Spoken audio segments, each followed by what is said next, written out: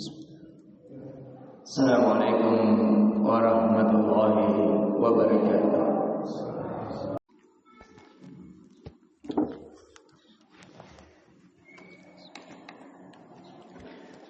Alhamdulillahilladzi ballagana Ramadan wa waffaqa fihi man syaa'a min ibadihi lil ihsan. Ahmaduhu subhanahu wa ashkuruh wa ashhadu an la ilaha illallah wahdahu la syarika lah wa ashhadu anna Muhammadan abduhu wa rasuluh alladzi ja'ala mawasimut ta'at tijaratan liulil iman. Allahumma salli ala Muhammadin sayyidul abidin wa imamul muttaqin sallallahu alaihi wa ala alihi wa sahbihi ajma'in, amma ba'd. Ma'asyaral muslimin ibadallah, ittaqullaha haqqa taqwa wa la tamutunna illa wa antum muslimun. Wa'lamu annakum fi ayyamin hiya min a'zamil ayyamil am, bal qad takunu akhiru ma yudriku ahaduna min Ramadan. Ma'asyaral muslimin rahimani wa rahimakumullah. Ketahuilah, sesungguhnya kita telah berada di penghujung dari hari-hari yang agung, hari yang boleh saja dari Ramadan yang kita dapati, karena tidak ada jaminan bagi kita bahwa kita dijamin untuk bisa berjumpa dengan Ramadan yang akan datang. Maka beruntunglah siapa yang menutup Ramadannya dengan ketakwaan, dengan ketaatan kepada Allah, dengan perubahan.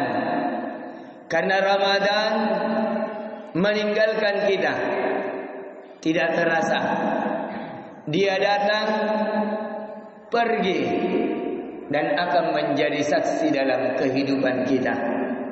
Bulan Ramadan adalah bulan yang penuh berkah, bulan yang agung, bulan yang syaitan dibelenggu, pintu-pintu syurga dibuka, pintu-pintu neraka ditutup oleh seorang hamba. Bulan Ramadan adalah bulan di mana Al-Quran diturunkan, yang menjadi pedoman hidup dalam kehidupan seorang hamba, apapun profesinya. Bulan Ramadan adalah bulan pendidikan, bulan tarbiyah, bulan iman, bulan ketaatan atas seorang hamba, untuk meningkatkan keimanan seorang hamba agar menjadi bekal di 11 bulan ke depan. Maka dari itu orang yang berbahagia bukan hanya orang yang mendapatkan Ramadan itu saja, akan tetapi orang yang berbahagia sesungguhnya adalah orang yang mendapati Ramadan dan Ramadan mengubah pola hidupnya. Ramadan mengubahnya menjadi lebih dekat kepada Allah. Ramadan menjadikannya lebih dermawan. Ramadan menjadikannya lebih menikmati berhalwat bersama Allah. Ramadan menjadikannya untuk bisa lebih peduli dengan saudaranya yang berada dalam kesusahan, dalam kelaparan, dalam kebimbangan, dalam ketakutan, karena nilai-nilai Ramadan. Maka sesungguhnya bulan Ramadan bukan tujuan akhir perjalanan ibadah seorang hamba, melainkan ia adalah sebuah madrasah keimanan, tempat seorang mukmin mengambil bekal agar dapat melanjutkan perjalanan menuju kepada Allah dari sepanjang tahun, dari tersisa dari bulan Ramadan. Maka dari itu kata Bashar Al-Hafiz, seorang ulama besar, seorang yang kata Yahya bin Ma'in, tidak ada orang yang semisal dengannya. Yang kata Imam Ahmad bin Hanbal, saya tidak mengenal orang yang ahli ibadah lebih zuhud dibandingkan beliau. yang dimana kata beliau bi'sal qaum la yarifuna Allah illa fi Ramadan. Sungguh buruk, sungguh jelek, sungguh binasa suatu kaum yang tidak mengenal Allah kecuali di bulan Ramadan. Karena yang kita ibadahi, Tuhan yang kita ibadahi di bulan Ramadan, Dia juga Tuhan yang kita ibadahi di bulan Syawal, di bulan-bulan yang lainnya. Maka dari itu kita usahakan di akhir dari bulan Ramadan kita tutup Ramadan kita dengan ketaatan. Akan tetapi itu menjadi awal untuk kita melanjutkan dari bulan-bulan selanjutnya. Ma'asyiral muslimin rahimani wa rahimakumullah.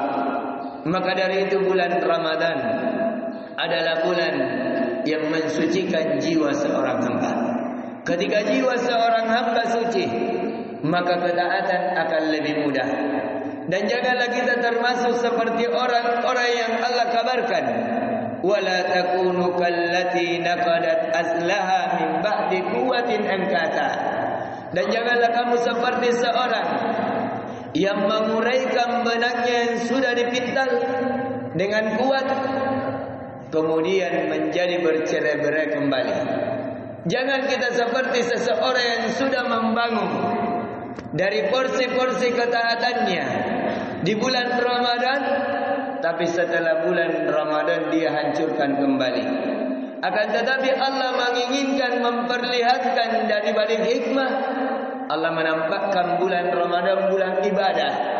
Siangnya dengan berpuasa, di malamnya dengan salat malam, di sela-selanya dengan zikir membaca Al-Quran, dengan berbagi kepada kaum muslimin yang lainnya, entah memberi buka puasa atau selainnya. Bahkan ditahqiq, diperjelas, diperketat di akhir ini dengan adanya zakat fitrah atau dikenal dengan zakat fitri. Karena zakat fitrah ini itu akan menjadi dalil penegasan bahwa ibadah seorang mukmin itu bukan hanya ibadah secara pribadi, akan tetapi tetap memperhatikan ibadah yang ada di sekelilingnya, ibadah sosial.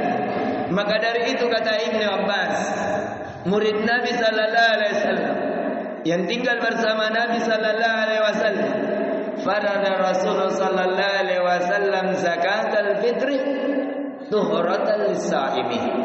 Bahwa Nabi sallallahu alaihi wasallam mewajibkan zakat fitri itu untuk orang yang berpuasa sebagai pensuci minal lagwi war rafs wa tu'matan lil masakin. Itu sebagai pensuci dari kelalaian-kelalaian yang orang lakukan di bulan Ramadan. Kalimat-kalimat yang kotor, kalimat-kalimat yang mengantarkan kepada syahwat, dan dia sebagai tu'matan lil masakin, dan dia sebagai makanan yang diberikan kepada orang miskin. Maka dari itu kata para ulama, zakat fitri wajib diberikan dengan makanan, tidak boleh dengan uang, kecuali kalau seseorang memberikan uang dengan niat untuk dibelikan makanan, itu dibolehkan karena diwakilkan, karena sebagai pengganti. Akan tetapi tetap uangnya diberikan makanan sebanyak satu sok. Satu sok sebanyak 4 mud. 4 mud diukurkan paling sedikitnya 2,4 kilo sampai 3 kilo. Walaupun MUI alhamdulillah telah menetapkan bahwa zakat fitri itu 2,5 kilogram emas. Tapi mungkin sebagian masjid mencukupkan 3 kilo. Kenapa? Karena biasanya untuk maslahat. Karena kalau beras kalau kita beli itu biasanya ada susutnya, sehingga ini jangan dijadikan fitnah. Akan tetapi terkadang ketika dibungkus kecil-kecil itu akan menjadi berkurang, sehingga itulah maslahat yang dilihat. Kemudian diperkecil frekuensinya supaya menjadi cukup dari pembagian yang telah diaturkan. Maka ma'asyiral muslimin rahimani wa rahimakumullah, zakat fitri ini diwajibkan untuk siapa?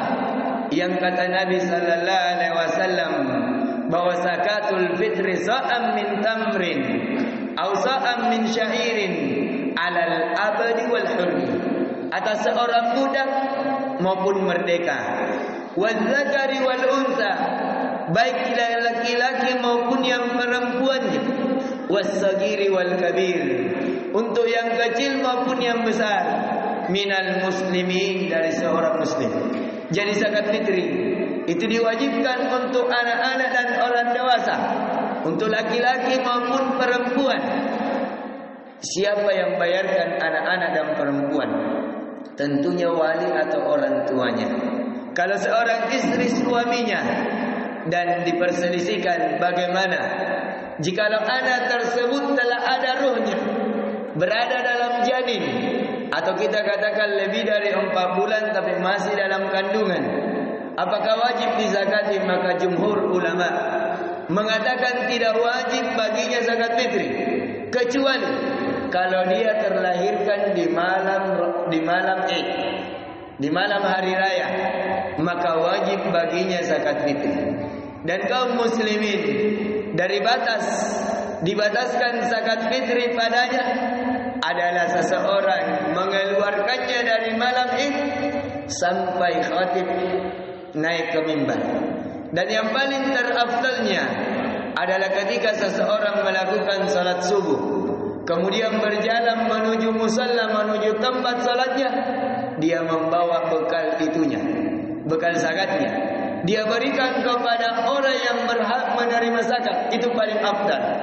Tapi bolehnya, wajibnya, dari sebentar tenggelamnya matahari sudah boleh dikeluarkan. Itu sudah kadar wajib, tapi dibolehkan 2 hari atau 3 hari sebelum bulan memasuki dari hari seseorang berlebaran, sebagaimana yang dinukilkan oleh Imam Syafi'i sebagai wakil, sebagai maslahat yang dipandang olehnya. Aku qouli hadza lima tasma'un. Ghafarallahu li wa lakum min kulli dhanb fastaghfiruhu innahu huwal ghafurur rahim.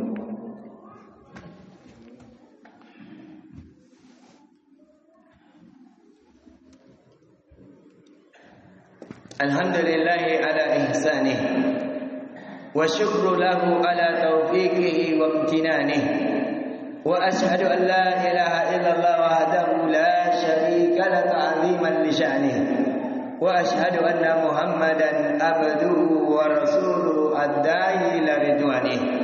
Amma ba'd, ma'asyaral muslimin rahimani wa rahimakumullah. Sebagaimana pada khutbah yang pertama yang telah kita ingatkan, bahwa di akhir bulan Ramadan jangan dijadikan akhir dari ibadah seorang hamba. Karena kata Hasan Al-Basri rahimahullah ta'ala, tidak ada yang memutus ibadah seorang hamba kepada Allah kecuali kematian. Beliau menukil dari firman Allah, wa'bud rabbaka hatta ya'tiyakal yaqin. Maka beribadahlah, menyembahlah kepada Allah sampai datang kematian kepada kalian. Itulah yang dinukilkan oleh Ibnu Katsir, bahwa tidak ada yang memutus ibadah seorang hamba kecuali kematian. Jadi ibadah kita tidak diputus dengan selesainya bulan Ramadan, tapi ibadah kita diputus ketika nyawa telah dicabut oleh Allah Azza wa Jalla. Maka disitulah akhir dari ibadah seseorang. Dan sebagaimana pula yang telah kita ingatkan di pada saat khutbah yang pertama, bahwa diusahakan dari bulan Ramadan dijadikan sebagai bulan pendidikan, bulan keimanan yang menjadikan kita lebih dekat kepada Allah di 11 bulan yang tersisa. Dan di antara amalan yang diingatkan oleh para ulama di akhir bulan Ramadan adalah hendaknya seseorang banyak berdoa agar segala amalannya di bulan Ramadan diterima oleh Allah. Karena seorang mukmin adalah seorang yang mereka beramal, akan tetapi mereka takut kalau amalannya tidak diterima oleh Allah. Maka dari itu Allah tegaskan, innama yataqabbalallahu minal muttaqin. Sesungguhnya amalan yang diterima di sisi Allah hanyalah dari orang-orang yang melakukannya karena ketakwaan kepada Allah. Ma'asyiral muslimin rahimani wa rahimakumullah. Dan di antara amalan yang hendaknya seseorang memperbanyak di akhir dari bulan Ramadan, memperbanyak istighfar, memperbanyak permohonan ampun kepada Allah yang telah memberikan kepada kita kehidupan, tapi kita tidak memanfaatkan dengan baik. Yang telah memberikan kepada kita harta, tapi kita tidak belanjakan di jalan Allah. Kita pelit, kita kikir di dalamnya. Yang telah memberikan kepada kita kesempatan, tapi kita iringi dengan kelalaian-kelalaian. Ma'asyiral muslimin rahimani wa rahimakumullah. Maka dari itu Hasan al-Basri mengatakan, innal mu'min jama'a ihsanan wa khasyah, wa innal munafiq jama'a isa'atan wa amna. Sesungguhnya orang yang beriman itu mengumpulkan melakukan kebaikan-kebaikan, tetapi mereka takut kalau kebaikannya tidak diterima oleh Allah. Sedangkan orang-orang munafik, mereka senantiasa melakukan keburukan, akan tetapi anehnya mereka senantiasa merasa aman di dalamnya. Dan hakikat hari kebahagiaan, hakikat hari yang seseorang berbahagia, yaitu ketika seseorang merasakan kedekatan kepada Allah, bukan dengan seseorang memakai pakaian baru. Maka dari itu kata para ulama, laisal idu liman labisal jadidu, innamal khidu liman khafa yawmal wa'id. Bukan hari Id, bukan hari berbahagia barang siapa yang memakai pakaian baru.